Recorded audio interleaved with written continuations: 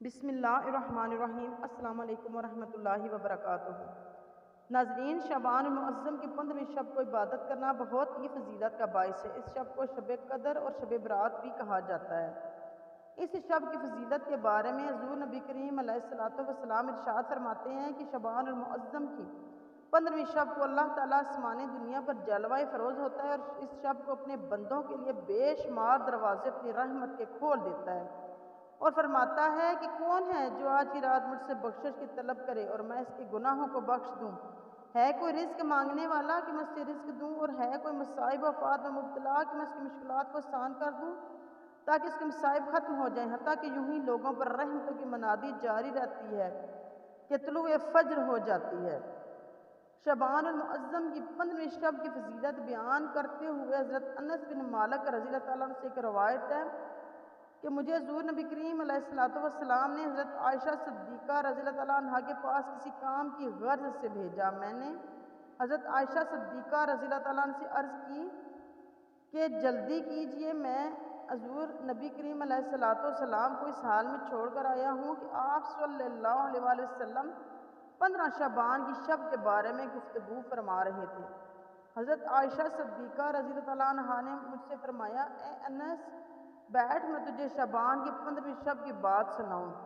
ایک مرتبہ حضور پاک صلی اللہ علیہ وسلم اس رات میرے پاس تھے۔ حضور علیہ الصلوۃ والسلام تشریف لائے اور لیٹ گئے۔ رات کو میں بیدار ہوئی تو میں نے آپ صلی اللہ علیہ وسلم کو نہ پایا۔ میں نے اپنے دل میں یہ خیال کیا کہ شاید حضور علیہ الصلوۃ والسلام کسی اور بی بی کے پاس تشریف لے گئے ہیں۔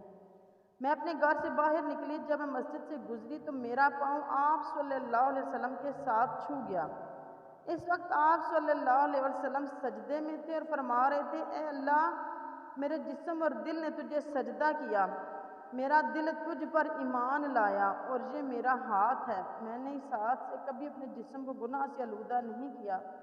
اے پروردگار، تجھ سے ہی ہر عظیم کام کی امید کی جاتی ہے، میرے بڑے گناہوں کو بخش۔ میرے چہرے نے تجھے سجدہ کیا جسے تو نے پیدا فرمایا، اسے صورت بخشی، اس میں کان اور آنکھ پیدا کی۔ پھر آپ صلی اللہ علیہ وآلہ وسلم نے سر مبارک اٹھا کر فرمایا، یا اللہ، مجھے ڈرنے والا دل عطا فرما جو شرک سے بری ہو اور پاک ہو، کافر اور بدبخت نہ ہو۔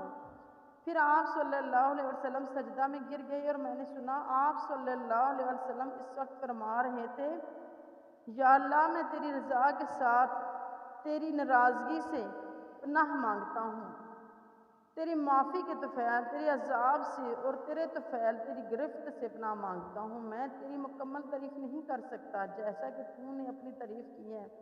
میں وہی کچھ کہتا ہوں جو کچھ میرے بھائی حضرت داؤد علیہ السلام نے کہا، میں اپنا چہرہ اپنے آقا کے لیے خاک آلود کرتا ہوں اور میرے آقا اس لائق ہیں کہ اس کے آگے چہرہ خاک آلود کیا جائے۔ پھر آپ صلی اللہ علیہ وسلم نے سر مبارک اٹھایا تو میں نے عرض کی، یا رسول اللہ صلی اللہ علیہ وسلم، میرے ماں باپ آپ صلی اللہ علیہ وسلم پر قربان، آپ یہاں تشریف فرمائیں اور میں وہاں تھی۔ آپ صلی اللہ علیہ وسلم نے فرمایا، ہے حمیرہ، کیا تو نہیں جانتی کہ یہ 15 شعبان کی شب ہے؟ اس رات میں اللہ تعالیٰ بنو کلب کے ریوڑوں کے بالوں کے برابر لوگوں کو جہنم سے آزاد فرماتا ہے، لیکن 6 آدمی اس رات بھی محروم رہتے ہیں: شرابی، والدین کا نافرمان، عادی، چغل خور اور رباب جانے والا۔ ایک روایت میں رباب جانے والا کی جگہ مصور کا لفظ ہے۔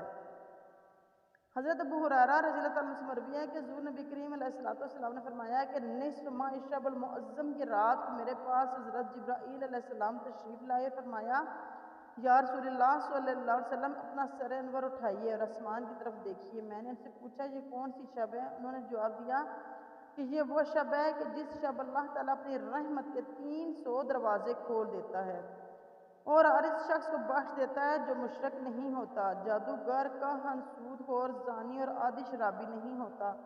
اللہ تعالیٰ ان لوگوں کو اس وقت معاف نہیں فرماتا جب تک وہ توبہ نہ کر لیں۔ پھر رات کا چوتھائی پہر گزر گیا تو جبرائیل علیہ السلام پھر تشریف لائے اور کہا، یا رسول اللہ صلی اللہ علیہ وسلم، اپنا سر اقدس اٹھائیے۔ آپ صلی اللہ علیہ وسلم نے ایسا ہی کیا اور ملاحظہ فرمایا کہ بہشت کے دروازے کھلے ہوئے ہیں اور پہلے دروازے پر ایک فرشتہ پکار رہا ہے، خوشخبری ہو اس شخص کے لیے جس نے رات کو رکوع کیا دوسرے دروازے پر ایک اور فرشتہ پکار کر کہہ رہا ہے خوشخبری ہو اس کے لیے جس نے اس شب میں سجدہ کیا۔ تیسرے دروازے پر ایک اور فرشتہ پکار رہا تھا خوشخبری ہو اس کے لیے جس نے اس رات دعا کی۔ چوتھے دروازے پر ایک اور فرشتہ آواز دے رہا تھا کہ خوشخبری ہو ان لوگوں کے لیے جو اس رات میں ذکر کرنے والے ہیں۔ پانچویں دروازے پر ایک فرشتہ یہ ندا دے رہا تھا خوشخبری ہو اس کے لیے جو اس شب میں اللہ تعالیٰ کے خوف سے رویا۔ چھٹے دروازے پر فرشتہ ندا کر رہا تھا اس شب میں تمام مسلمانوں کے لیے خوشی ہو۔ ساتویں دروازے پر فرشتہ پکار رہا تھا کیا کوئی ہے مانگنے والا کہ اس کی خواہش اور حاجت پوری کی جائے۔ آٹھویں دروازے پر فرشتہ پکار رہا تھا کہ ہے کوئی معافی مانگنے والا کہ اس کے گناہ معاف کر دیے جائیں۔ حضور نبی کریم علیہ السلام فرماتے ہیں میں نے پوچھا ہے جبرائیل علیہ السلام یہ دروازے کب تک کھلے رہیں گے؟ جبرائیل علیہ السلام نے کہا رات شروع ہونے سے طلوع فجر تک۔ اس کے بعد جبرائیل علیہ السلام نے کہا یا رسول اللہ صلی اللہ علیہ وسلم اس رات میں جہنم سے خلاصی پانے والوں کی تعداد بنی کلب کی بکریوں کے بالوں کے برابر ہوگی۔ تو ناظرین یہ مبارک رات یہ رحمتوں اور برکتوں کی رات اس میں جتنی بھی عبادت ہو سکے کرے اور اللہ تعالیٰ کے رحمتیں اور برکتیں سمیٹتے جائیں۔ ناظرین اگر آپ نے ہمارے چینل کو سبسکرائب نہیں کیا تو ہمارے چینل کو